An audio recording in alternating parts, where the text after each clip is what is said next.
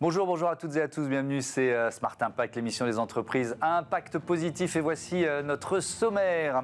Mon invité c'est Théo Skubla, le cofondateur d'Each One qui forme et accompagne des réfugiés, des immigrés vers un emploi durable. On fera le bilan 10 ans après la création de l'entreprise. Notre débat, il portera sur le tourisme de montagne, comment le rendre plus responsable, comment préparer nos stations à des hivers de moins en moins neigeux, réponse tout à l'heure. Et puis dans notre rubrique Startup, je vous présenterai Jinko qui propose un parcours personnalisé et pluridisciplinaire aux personnes touchées par le cancer. Voilà pour les titres, on a 30 minutes pour les développer, c'est parti.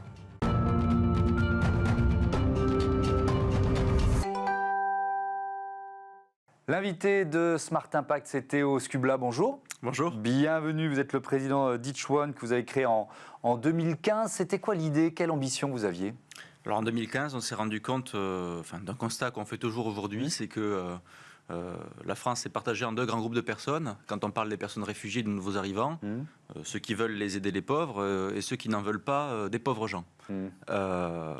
Or, moi j'ai une troisième conviction, en tout cas, ou plutôt je pense qu'il y a une troisième voie qui rassemble toutes les personnes comme nous, qui sommes convaincus que quelle que soit leur origine, quelle que soit leur qualification de départ, quel que soit leur âge, les personnes réfugiées, les nouveaux arrivants, représentent un potentiel duquel la société n'a pas encore pris la mesure. Notre volonté, c'est de révéler ce potentiel et de montrer que, d'un côté, on peut redonner un emploi durable à des personnes qui parfois attendent jusqu'à 10 ans pour retrouver un emploi durable et à la fois permettre à l'économie de répondre à des besoins structurels, de tension sur les recrutements et du coup de créer un système gagnant-gagnant. Ouais. Ni dans le discours anxiogène, ni dans le discours misérabiliste, c'est ce que je comprends en fait. Vous refusez, vous cherchez une troisième voie. Quel bilan vous faites 10 ans après ? Combien de personnes accompagnées ? Quel parcours vous avez croisé ?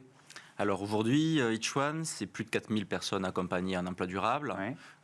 Juste cette année, c'est près de 1000 personnes qui sont formées et accompagnées en emploi, sachant que notre rôle, c'est de former de manière intensive les personnes, tant sur le plan du métier qu'ils vont exercer par la suite auprès d'entreprises partenaires qui recrutent chez Each One après nos formations, que effectivement sur le plan social, parce que notre rôle, c'est aussi de lever tout ce qu'on appelle les freins périphériques à l'emploi, c'est-à-dire les problèmes de logement, de garde d'enfants qui pourraient venir se mettre sur la route de la recherche de la stabilité dans la vie future des personnes qu'on accompagne. Donc aujourd'hui, c'est des belles histoires, c'est des personnes qui nous disent rêver effectivement d'évoluer au milieu des livres. Je pense à une personne qui s'appelle Bayokuba et qui a été embauchée dans un grand magasin pour s'occuper de tout l'étage effectivement des livres et qui revient nous voir et nous parle de sa passion qui remplit. Des personnes qui arrivent parfois avec aussi des bagages plus importants et qui font leur vie dans le domaine bancaire. Donc aujourd'hui, on a une très grande diversité de personnes qu'on accompagne. C'est 6 métiers sur lesquels on accompagne, dans 6 secteurs très différents. C'est 78 nationalités de personnes accompagnées.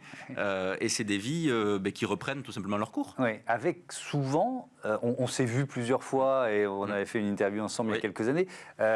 Moi, ce qui m'avait frappé, souvent, on parle de talents sous-employés. Il n'y a pas que ça, mais il y a aussi souvent ça. Absolument, oui. Aujourd'hui, d'ailleurs, qu'on parle de peu, de personnes qui ont peu de qualifications, de fortes qualifications, quand les personnes viennent nous voir, en général, elles sont soit dans une situation extrêmement instable en termes d'emploi, soit dans un chômage de longue durée. Aujourd'hui, c'est 75% des personnes qu'on accompagne qui sont des publics dits prioritaires, c'est-à-dire très éloignés de l'emploi. Donc aujourd'hui, peu importe, je dirais, le niveau de qualification des personnes, que les personnes aient fait beaucoup d'études ou non, on voit que les personnes sont dans des situations qui sont effectivement bien inférieures à celles qu'elles pourraient espérer, soit en termes de mobilité sociale, de pouvoir d'achat. Et d'ailleurs, il y a un indicateur qui est très important chez nous, c'est qu'une fois que les personnes sont passées par Each One, elles gagnent en moyenne 44% de pouvoir d'achat. Et ça nous permet aussi de montrer à nos partenaires publics qu'ils y gagnent aussi dans ce système. Mais alors, c'est quoi le modèle économique d'Each One ? Vous avez des partenaires, des mécènes, des entreprises qui vous payent pour former ces gens ? C'est quoi le modèle ? Alors, Each One, c'est une entreprise à mission. Donc, on a un modèle économique qui est autofinancé, dans lequel la principale source de nos revenus, c'est la formation professionnelle. C'est-à-dire que d'un côté, on a des grands groupes qui s'engagent à recruter de manière annuelle plusieurs personnes. Ça peut aller de 5 à 10 personnes par petites touches sur plusieurs classes de formation qu'on met en œuvre dans l'année à parfois plusieurs centaines de personnes. Et à côté, on a effectivement nos partenaires de la formation, France Travail, qui viennent à la demande de ces grands groupes financer une partie de la formation, ce qui nous permet aujourd'hui d'avoir à la fois une démarche qui est compétitive pour l'entreprise, qui a cotisé d'ailleurs pour ces formations, et de l'autre côté, des personnes qui rentrent en formation, pour qui la formation est gratuite, qui sont rémunérées pendant la formation, donc qui n'ont rien à payer, et qui derrière retrouvent un emploi. Ouais.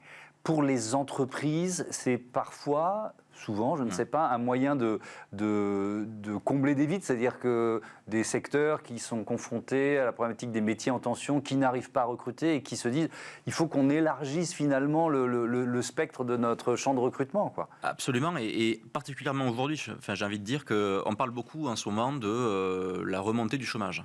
Ce qui est important, c'est de souligner que dans le même temps, il y a encore énormément de difficultés de recrutement. C'est le grand paradoxe français, ça. Absolument, bon. Que ce soit sur les métiers de la vente dans le commerce, sur les métiers de la logistique, sur les métiers de l'hôtellerie, de la restauration, sur les métiers du service à la personne, des métiers sur lesquels aujourd'hui on travaille.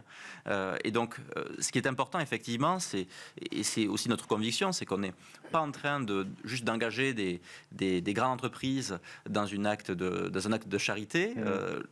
Notre rôle, c'est de répondre à leurs besoins, je dirais, de difficultés sur les recrutements, et d'avoir une réponse économique avant tout, parce que c'est en étant ancré dans l'économique qu'on peut avoir de l'ambition sur le plan social, et ça, c'est notre conviction. Vous dites que vous leur proposez à ces entreprises un nouveau standard de l'inclusion. Qu'est-ce qu'il y a derrière ces mots-là ? Je dirais qu'il y a plusieurs choses. La première chose, effectivement, ça recouvre un peu cette notion d'être très pragmatique dans l'approche. Ouais. C'est-à-dire que souvent, quand on parle d'inclusion, on a, et je me permets de caricaturer, l'histoire de grands groupes qui peuvent se satisfaire d'avoir recruté quelques personnes issues d'une diversité, quelle qu'elle soit. Quelle qu'elle soit. Et donc, on a, entre guillemets, des actions symboliques qui permettent, entre guillemets, de justifier la bonne action de la part du grand groupe. Moi, le sujet, ce n'est pas l'action symbolique. Pour moi, le sujet, c'est de dire il y a des besoins d'un côté, il y a des besoins de l'autre aussi au sein de l'économie. Et il y a un grand potentiel si on arrive à faire converger les deux, à faire dialoguer les deux. Et donc, il faut le faire avec ambition, une ambition de chiffres, une ambition effectivement de qualité en termes d'emploi. Et cette ambition, c'est de considérer l'inclusion pas comme un sujet seulement social, mais comme un sujet social et économique, et ancré dans le pragmatisme économique. C'est aussi ça le standard de l'inclusion, c'est se donner les moyens d'investir quand on parle d'inclusion, et pas de faire juste un acte social. Ouais, vous avez publié c'était en mars 2023, un livre aux éditions Le Cherche Midi, Le Grand Rapprochement, voilà, on le voit s'afficher, l'entreprise pour construire une histoire commune. Évidemment, le Grand Rapprochement, on voit bien à quoi vous faites référence, à ce grand remplacement en théorie fumeuse, voilà, j'assume de le dire, prouvé par personne. C'est un engagement politique quand vous choisissez un titre comme celui-là. Au même titre que tous les engagements sont politiques. Il n'y a pas de neutralité dans notre démarche. Non, mais elle n'est pas partisane. Ça pose la question du rôle des chefs d'entreprise aussi. Est-ce qu'ils doivent, d'une certaine façon, faire de la politique, au sens même noble du terme ? Absolument. Ma conviction, c'est qu'à partir du moment où une entreprise emploie des personnes qui sont aussi des citoyens dans leur vie, qu'elle a un impact sur la vie des personnes qu'elle emploie, sur son écosystème de partenaires, sur le territoire sur lequel elle est implantée, alors de fait, elle ne peut pas être indépendante du politique avec un grand P. Le sujet de mon livre, Le Grand Rapprochement, c'est de dire, justement, là où on observe parfois des idéologies qui sont dehors du réel, l'entreprise, elle a une force, c'est qu'elle ne peut pas faire abstraction du réel. Elle fonctionne avec le réel, elle fonctionne avec la réalité de ses salariés, la réalité de ses partenaires et sa réalité économique. Et ça, c'est une force qui lui permet de trouver des solutions, de trouver des troisièmes voies pour parfois rapprocher des mondes qui ne se parlent pas dans la vie de tous les jours. Alors, autant je ne crois pas au grand remplacement, autant je suis convaincu qu'on a des problèmes d'intégration. De ghettoisation, et on ne peut pas les nier, et elles ont des conséquences économiques. Est-ce que vous êtes confronté à des entreprises qui se disent moi je ne vais pas travailler avec vous parce que c'est trop compliqué, c'est des gens qui sont trop éloignés de l'emploi, qui ont perdu l'habitude de travailler, qui rejettent le modèle français. Enfin, je vous fais la liste de tous les a priori, parfois concrets, parfois réels, parfois fantasmés, qui existent. Alors aujourd'hui, on est confronté à des entreprises qui sont en général volontaires dans la démarche. C'est-à-dire qu'elles voient dans l'idée le gain pragmatique. Elles ont besoin de personnes, elles voient qu'il y a des personnes motivées, elles se disent oui, moi aussi je veux en être. Après, quand on rentre dans les discussions opérationnelles, sans que ce soit avoué, on sent toujours qu'il y a des préjugés. des préjugés qui sont ancrés, peu importe la conviction de la personne, sur est-ce que les personnes réfugiées ont le droit de travailler. Donc oui, elles ont le droit de travailler. On explique effectivement qu'on accompagne des personnes qui ont le titre de séjour. Est-ce que dans mes équipes, ça va fonctionner? Alors, en général, oui, ça fonctionne. Et on accompagne aussi les équipes, puisque nous, on forme les personnes qu'on accompagne, nos participants, à des sujets de savoir-être, de soft skills, de découverte des codes du travail, mais aussi les équipes qui accueillent. Le sujet, c'est de dire... Est-ce que s'il est musulman, je mets les pieds dans le plat, est-ce que s'il est musilman, il va devoir faire la prière à l'usine? Le cas du religieux, effectivement, du fait religieux à l'entreprise, c'est un cas auquel on est parfois confronté. Ce qu'on voit dans tous les cas, et ce qu'il faut retenir, c'est qu'il n'y a pas, on va dire, de barrière qu'on ne puisse pas lever. La seule barrière, elle est mentale. Et notre travail, c'est de montrer qu'à chaque préjugé, on peut avoir une réponse, du temps qu'on ne traite pas le sujet avec tabou, qu'on parle les choses frontalement, et qu'on se donne les moyens d'investir sur le sujet de l'accueil et de l'intégration, qui est en général un impensé depuis des années. Et notre échec, il est juste dû à notre absence de volonté d'être actif pour notre avenir. On est plutôt dans une posture de subir aujourd'hui. Avec une dernière question qui justement nous projette dans l'avenir, avec le réchauffement climatique, les migrations liées au réchauffement climatique font que ces questions qu'on se pose et auxquelles vous commencez à proposer des réponses, elles vont être exponentielles. C'est-à-dire que les portes de l'Europe ne vont pas rester fermées de toute façon. Absolument. On est encore aujourd'hui dans la croyance qu'il pourrait y avoir un monde dans lequel on pourrait faire sans migration. Ce monde, il faut se le dire, il n'existe pas, ce n'est pas réaliste. Donc la seule question qui est face à nous, c'est est-ce qu'on veut faire avec ou est-ce qu'on veut faire malgré? Est-ce qu'on veut choisir notre avenir et en tirer le meilleur, ou est-ce qu'on veut le subir? Nous, on a choisi, en tout cas, de se donner les moyens de réveiller le potentiel des personnes qui sont là, de réveiller le potentiel d'une intégration qui est possible et qu'on voit aujourd'hui au quotidien quand on s'en donne les moyens.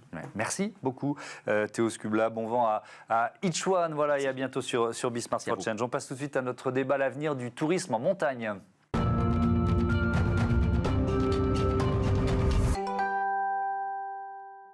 Smart Impact, notre débat porte sur l'avenir du tourisme en montagne avec Thomas Parouti, bonjour, le fondateur de l'agence Mieux, Anne-Laure Danotaquet, bonjour. Bonjour. Directrice Impact de Maeva, présentation de Maeva, tiens en quelques mots, filiale du groupe Pierre et Vacances, c'est ça? En effet, alors Maeva, c'était historiquement des résidences de vacances. Depuis 2014, c'est une place de marché qui commercialise des locations de vacances, du camping, de la résidence de vacances. Et désormais, on a également développé d'autres activités. Et à la montagne, on est présent en tant que distributeur, puisqu'on commercialise 12 000 locations de vacances, des grandes marques du tourisme. Et on a également notre propre réseau d'agences de location saisonnière, puisqu'on gère aujourd'hui sur la montagne 2300 résidences secondaires, donc appartements, chalets particuliers. Il n'y a pas de camping en montagne Non, il y a pas. Aujourd'hui, on n'a pas de camping franchisé en montagne, mais on a également une franchise dans le camping chez Maeva. Camping Maeva, on a 55 établissements affiliés à notre réseau. Allez, l'agence Mieux, mais alors vraiment en quelques mots, Thomas Parouti. Agence de communication depuis 16 ans, au service des sujets RSE, des marques et des entreprises. Allez, je rentre dans le dur. Le tourisme de montagne, il a encore un avenir ? C'est une très bonne question, parce qu'on voit bien qu'il y a un problème d'enneigement de plus en plus important, qu'aujourd'hui, il y a un bilan carbone qui est élevé pour les skieurs, qui dépend avant tout des transports, bien mais sûr, aussi du logement, et c'est des sujets qu'on va essayer d'évoquer là maintenant. Mais c'est clair qu'aujourd'hui, les stations de montagne sont un peu dans le déni et doivent se poser des questions sur qu'est-ce qui va se passer dans 5 ans. En l'occurrence, il y a les JO, mais on en parlera peut-être aussi. Oui, on va en parler évidemment. Dans 5 ans, dans 10 ans, voilà. Alors ça commence, ce virage, elles ont commencé à le prendre, quand même l'idée de sortir du 100% ski. De toute façon, il n'y a pas d'autre option. Mais il faut absolument qu'elles diversifient leurs activités. 4% des investissements considèrent, sont sur le autre chose que le ski. 4% seulement. 4%. Donc en fait, on a un problème dans l'équation là. C'est pour ça que je dis il y a du déni. Mais c'est vrai qu'il y a de plus en plus de ski de rando, de raquettes, de ski de fond ou d'autres activités. La montagne, c'est extraordinaire. Enfin, je sais pas, à chaque fois qu'on se retrouve au sommet d'une montagne et qu'on regarde autour. Moi, j'étais au ski il y a quelques jours au Grand Bornand. Et en fait, il y a une mer de nuages tout autour, avec des pics qui sortent à droite à gauche, c'est extraordinaire, et on est obligé d'être émerveillé. Donc cet émerveillement, qu'est-ce qu'on en fait, nous aussi, communicants, pour créer un nouvel imaginaire de la montagne. Alors justement, Anne-Laure Danotake, comment vous travaillez sur cette problématique dans un groupe comme Maeva? C'est-à-dire continuer de proposer des expériences touristiques en montagne tout en tenant compte de cet avenir, on va dire, compliqué ou cette équation compliquée. Alors nous, moi ce que j'aime bien, c'est aussi repartir des ordres de grandeur. Ouais. Aujourd'hui, on sait que 50 à 70% de l'empreinte carbone des vacances à la montagne, c'est le transport. Ouais. Et chez Maeva, on estime qu'aujourd'hui, on fait partir 200 000 vacanciers chaque année en station. Et on estime que notre rôle, c'est d'accompagner finalement les nouveaux usages autour des vacances. Et on a lancé, là, il y a tout juste 2 semaines, l'offre Tranquille. Tranquille, c'est un package qui vient agréger votre train, votre trajet en train, votre navette et votre hébergement. Et alors, ça peut paraître facile, hein, c'est vrai que le package, on en voit beaucoup sur l'aérien. En fait, en réalité, c'est un vrai défi technologique de réussir à Mais pourquoi c'est compliqué ? Parce que c'est énormément de flux de données à agréger. Ouais. Et en fait, aujourd'hui, historiquement, le ferroviaire n'est pas packagé. Et donc là, c'était un vrai enjeu de pouvoir réussir à proposer ça. On sait qu'on est un peu en avance de phase. Aujourd'hui, la demande, elle n'est pas forcément beaucoup là. Ouais. Mais notre idée, c'est vraiment de se dire, on va proposer finalement un autre récit des vacances qui commence finalement dès le départ depuis Paris, par exemple, ou depuis Lyon, je ne sais pas. Mais en fait, commencer par jouer aux cartes avec vos enfants dans le train, plutôt que faire 12 heures de 7 heures, 5 heures de bouchon. De pester contre les embouteillages. Voilà, en arrivant en vallée. Mais donc l'idée, c'est d'inciter à changer de comportement. Pourquoi ? Parce qu'aujourd'hui, il y a majoritairement des touristes qui partent en montagne en voiture ? Principalement. Et alors, on a quand même 30% de clientèle étrangère en France qui vient consommer la destination montagne et qui vient en avion. Ouais. Donc le poids de l'avion est très important également. Mais effectivement, pour la clientèle domestique, la voiture, c'est le recours numéro 1. Parce qu'on a plein de bagages, parce qu'on a... Oui, il y a plein de bonnes raisons. Avec les gosses et tout, donc ça paraît... Dit-il parce qu'il est parti en voiture au ski il y a peu de temps. C'est bien. Moi, je vais Bourg-Saint-Maurice, et après, il y a Les Arcs, Tignes, Val d'Isère... Donc c'est faisable, malgré tous les bagages, de partir, évidemment, et mes en potes train, on l'a tous fait. Partent de Paris, partent en voiture. Ça se fait bien. Mais aujourd'hui, ce qui est compliqué, c'est que finalement, vous réservez par exemple aujourd'hui en juillet votre chalet pour partir avec vos amis, mais les ouvertures de train n'interviennent qu'en novembre. D'accord. Et avec ce qu'on en lance sur Tranquille, vous allez pouvoir réserver d'ores et déjà, avant même l'ouverture des calendriers sur la SNCF ou sur Ouigo, votre trajet en train et votre hébergement. Il y a aussi une question d'accessibilité, de prix. On parle de tourisme bas carbone. C'est de faire en sorte qu'il y ait des offres qui soient accessibles à tous, Thomas Parouti. Alors, le pourcentage de Français qui vont au ski, c'est entre 5 et 7%. Donc, c'est CSP++. Donc, effectivement, le train peut coûter plus cher. C'est pas leur première priorité de se dire ça me coûte trop cher. Ils ne raisonnent pas par rapport à ça. D'accord. Et c'est tellement simple d'aller au ski en train. Il y a tellement... la SNCF est présente partout dans les Alpes. Après, il y a quelques navettes, donc c'est quand même hyper facile. Ouais. Je voudrais qu'on parle des Jeux Olympiques 2030 dans les Alpes. C'est une bonne nouvelle, mais est-ce que ce n'est pas le vieux modèle qu'on est en train de continuer de vendre? Vous voyez ce que je veux dire? C'est peut-être pour ça que Fourcade a refusé d'y aller, en disant les conditions ne sont pas remplies. Il y a aujourd'hui une association comme Résilience Montagne qui milite contre ces JO. On voit bien. Alors, je rappelle que le domaine skiable, l'empreinte carbone du skieur, le domaine skiable, les remontées mécaniques, la neige artificielle, c'est que 2-3% du bilan carbone. Donc oui, c'est le transport qui pèse le plus, on l'a bien compris. Les JO, ils ont été signés. Économiquement, je ne sais pas comment ça va se passer. En tout cas, c'est une opportunité extraordinaire pour rénover le parc immobilier, pour changer l'accessibilité des stations. Enfin, il faut que ce soit une opportunité environnementale, sociale, pour transformer ce secteur d'activité qui est le sport à la montagne. Ouais. Justement, ce levier du parc immobilier, parce que le levier transport, on a bien compris que vous aviez une offre, mais c'est vrai que les immeubles qui sont dans les stations, ils ont souvent été construits il y a longtemps et ce sont souvent des passoires thermiques. Donc, sauf que ça coûte très cher de les rénover. Est-ce que vous avez un plan en la matière, avec vos partenaires, évidemment? Est-ce que ça fait partie de vos préoccupations? Alors, ça fait vraiment partie de nos préoccupations. Pour vous dire, aujourd'hui, il y a 2 choses. Il y a effectivement le fait que ces immeubles soient vieillissants, mais il y a aussi très simplement la réalité ce qu'on appelle les lits froids. Alors, qu'est-ce qu'un lit froid ? C'est votre appartement de famille que vous occupez une semaine par an. Et puis, vu qu'il est un petit peu désuet, justement, vous y allez de moins en moins parce que finalement, vous allez louer ailleurs. Et donc, aujourd'hui, on a des stations sur lesquelles ça va représenter près de 60% des lits, ce qui est énorme. Et sur lesquels donc, ils sont vides 90 ou 95% de l'année, c'est ça. C'est ça, exactement. C'est ça dont on parle. Tout à fait. Et alors, nous, notre rôle chez Maeva, avec 23 agences réparties en station de montagne, c'est de proposer à ces propriétaires de louer leurs biens pour pouvoir accueillir des vacanciers et aussi, quelque part, leur permettre de générer un revenu qui pourra financer demain de la rénovation. Et nous, tout particulièrement, sur ce sujet-là, on est là pour... c'est la force d'avoir un maillage territorial, pour une plateforme de distribution, c'est de pouvoir être là en conseil vis-à-vis de nos partenaires propriétaires particuliers et leur dire, voilà, votre chalet... il faudrait quand même changer les radiateurs. Ces radiateurs-là, ça consomme énormément. Nous, en fait, vu qu'on est présent en station, on va s'occuper de venir pouvoir accueillir l'électricien qui installera le radiateur. Ça, c'est un vrai service. Donc ça, c'est les petites choses. Voilà, par exemple, chez nous, aussi, quand vous signez un mandat, vous avez systématiquement des mousseurs, des pommeaux de douche bas débit. Voilà, en fait, la transition écologique, c'est souvent une affaire de petits détails qui font toute la différence, in fine, sur les factures. Mais ça, on se parle de petites choses. Nous, on travaille également sur le sujet de la rénovation. Et donc, on travaille depuis déjà 2020 avec un partenaire sur proposer une offre un peu clé en main pour ces propriétaires de résidences secondaires, de chalets. Vous êtes loin, vous êtes parisien, lyonnais, je ne sais pas. Eh bien, nous, en fait, on va pouvoir gérer pour vous la rénovation. Et ça, c'est quand même une sacrée clé de sérénité pour améliorer. Évidemment, oui. Je voudrais qu'on parle du partage de l'eau. Cette question-là, Thomas Parouti, parce que même si les canons à neige, c'est pas ce qui pèse le plus dans le bilan carbone d'une station, il y a quand même un enjeu. C'est-à-dire que si on utilise l'eau pour faire de la neige artificielle, cette eau, elle va pas aller dans les campings qui sont en vallée ou chez les particuliers.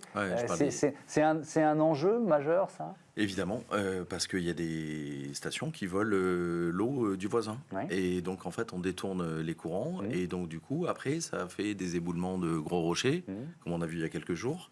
Et ça participe à la destruction de la biodiversité. Donc, tout à l'heure, je disais 3% le bilan carbone du domaine skiable avec les remontées et l'eau. Mais derrière la neige artificielle, il y a un enjeu eau. Et on voit bien qu'aujourd'hui, la Clusa a piqué de la flotte au Grand Bornand en allant pomper de l'eau.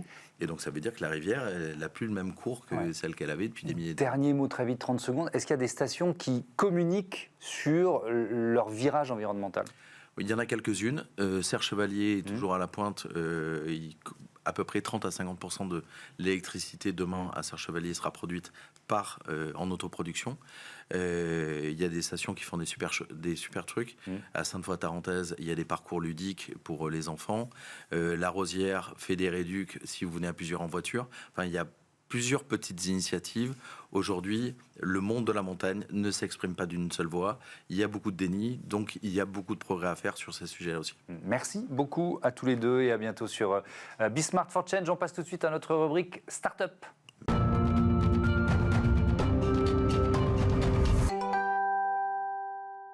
Smart Ideas avec Faustine Osda-Bouvier. Bonjour. Bonjour Thomas. Bienvenue, vous êtes la cofondatrice de Jinko, créée en août 2023 avec Anthony Miosek. Et avec quelle idée ? Racontez-nous. Oh waouh. Eh bien, figurez-vous qu'il y a 3 ans, ma meilleure amie est tombée malade d'un cancer. Oui. Elle a eu un cancer du sang qui a été vraiment très intense, très foudroyant. Et j'ai une sœur oncologue, je viens d'une famille de médecins, donc j'ai pas tant découvert le traitement curatif, le parcours curatif, mais tout l'à côté de la maladie et l'impact que ça pouvait avoir sur sa vie. Et elle a mis des mots dessus en me disant, mais tu sais Faustine, je perds mes cheveux, je dors plus, je peux plus faire l'amour, j'ai mal quand je mange, j'ai peur. Et tous ces sujets-là sont adressés en oncologie par ce qu'on appelle les soins de support, qui sont devenus obligatoires. La nutrition, la psychologie, le sport adapté. la sophrologie. Et j'ai décidé de monter Ginkgo avec cette idée ferme de réinventer l'accompagnement et le suivi en soins de support pour les personnes touchées par le cancer. Et alors, ça passe par quoi? Qu'est-ce que vous proposez comme service? Comment ça marche, quoi? Oui, bien sûr. Alors, le principe est assez simple. Le patient est accompagné par une infirmière qui va démarrer par un bilan en soins de support pour comprendre les besoins du patient. Comment vous dormez, comment vous mangez, comment vous allez. Racontez-moi un peu votre vie perso, le boulot, etc. Et à partir de cet échange et à partir de la technologie qu'on a mise en place, l'infirmière va être capable de personnaliser un parcours de soins au patient. Deux femmes du même âge avec le même cancer vont pas du tout avoir le même parcours. Et cette personnalisation, elle est fondamentale et elle est aussi adaptable. C'est-à-dire que si au mois 1, le patient a des nausées, on va agir là-dessus. Mais si au mois 2, c'est plutôt les insomnies, on va ajuster les soins de support en conséquence. Le patient, il a une infirmière dès le début qui va rester la même tout du long. Par chat, par téléphone pour accompagner le patient. Et elle va lui coordonner son parcours de soins autour de chez lui. On n'a pas de lieu. D'accord, et c'est forcément pluridisciplinaire, c'est ce que vous disiez tout à l'heure. Ouais. Exactement, et c'est accessible à tout le monde, quelle que soit votre adresse géographique. Les soins, ils vont être en présentiel, au cabinet de nos praticiens partenaires, ou en visio. Donc ça, c'est au choix du patient. Et tout au long de son parcours, le patient, il a une application avec des exercices à faire, en lien avec ce qu'il a vu en séance, avec des contenus, le chat avec son infirmière, etc. Ça vous semble clair? Oui, c'est très clair. Et alors, j'ai une question sur le modèle économique. Est-ce que ce sont les malades qui payent? Est-ce que ce sont les praticiens partenaires qui participent? C'est quoi le modèle? Alors, effectivement, on a des partenariats avec des établissements de soins qui ont des subventions ou qui ont du budget pour financer les soins de support de Ginkgo. Ça, c'est un petit bout. Parce que, évidemment, notre objectif, nous, c'est que les patients ne payent pas. Et l'autre grosse partie et l'autre gros projet de Ginkgo, c'est de faire financer ces parcours qui ont une valeur incroyable pour les patients, notamment auprès des laboratoires pharmaceutiques. Ouais. Beaucoup de labos ont à cœur de réinventer les parcours patients, d'améliorer l'observance des patients. Et un patient qui fait un parcours Ginkgo, il a une meilleure qualité de vie, il est dans de meilleures conditions. Et accessoirement, on rend les médecins super contents parce que le médecin, il a 15 minutes pour s'occuper de son patient. Sa formation, c'est la tumeur. Et il ne peut pas aborder les insomnies, les douleurs, les problèmes de sexualité, etc. Et donc, nous, on met aussi le patient pour lui dans de bonnes conditions. Et donc, pour toutes ces raisons, on travaille avec les laboratoires pharmaceutiques pour faire financer ces parcours. Et le troisième chantier que j'ai, c'est les assureurs, les mutuelles, pour que les soins de support puissent être intégrés, notamment sur un volet très important pour eux qui est le retour à l'emploi. Donc là, je me concentre plutôt sur les actifs, mais un cancer, c'est un arrêt longue durée. On a du mal à se remettre dans l'emploi et on a besoin d'aide là-dessus. Avec une toute dernière question sur cette levée de fonds que vous avez annoncée de 2 millions d'euros, c'était en octobre dernier, ça va vous permettre de grandir évidemment? Oui, alors effectivement, les poches budgétaires principales, c'est les salaires. Ouais. On a une super équipe grâce à ça. La deuxième poche, c'est la tech. Je vous ai parlé de l'application patient, mais il y a également un énorme volet technologique en interne pour coordonner tous les praticiens sur le territoire. On a de l'IA pour nous aider, pour personnaliser les parcours, etc. Et puis une troisième enveloppe qui est notre notoriété, pouvoir aller visiter les médecins et nous faire connaître. Merci beaucoup d'être venu nous présenter Ginkgo. Bon vent, Faustine Osda-Bouvier. À bientôt. Merci sur Bismart for Change. Voilà, on passe tout de suite à la fin de l'émission parce que je vous dis au revoir. Salut et à bientôt. Merci d'être fidèle à la chaîne des audacieuses et des audacieux. Salut.